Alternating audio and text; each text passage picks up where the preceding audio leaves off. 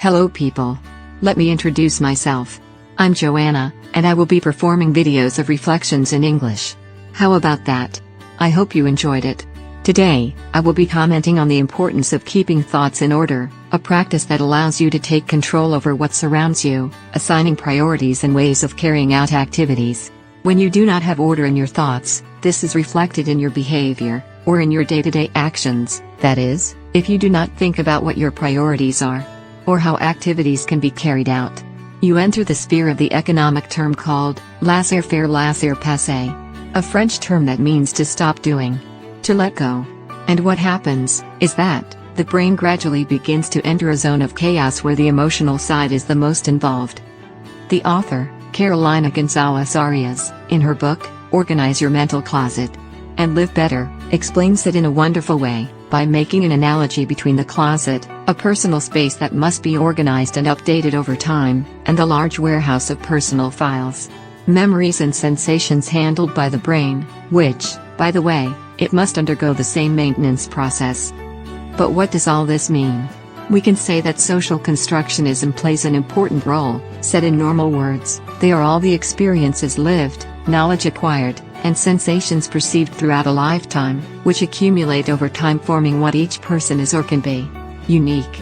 Everything comes in stages. When you're in the first years of life, it is important to know the environment, then you move on to the stage of what, that is, learning to do simple things, such as eating, crawling, talking. In the next stage, you begin to understand that there are different ways of doing things. Later you are convinced of how to do them, according to prior knowledge or experiences. It is what is called beliefs and values. Beliefs, for example, can be empowering or limiting, but I won't talk about this today. All the stages are what in the end determines what we are.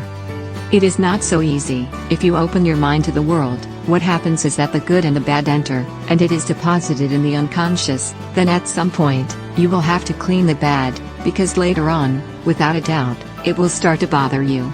Like a stone in the shoe, when adverse situations accumulate without managing or controlling. It's like starting to dust under the rug.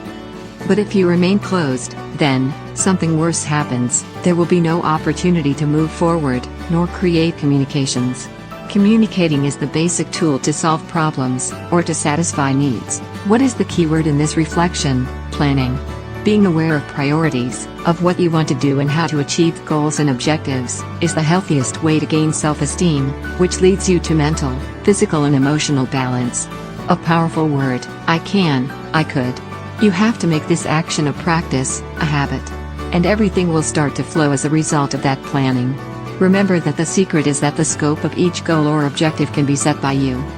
There is an additional element that I have not evaluated yet, and that is that the body, the mind, and the emotional are interconnected, which means that a physical action, for example, can modify an emotional state, or a thought approach. I am talking about certain practices that can help put your thoughts in order. If you can get your thoughts to be above your emotions, you will have achieved a great step. This is also reflected in a social way, where actions, thoughts, and feelings are shared. Each of these activities also leave emotional traces and experiences. Some good, others not so much.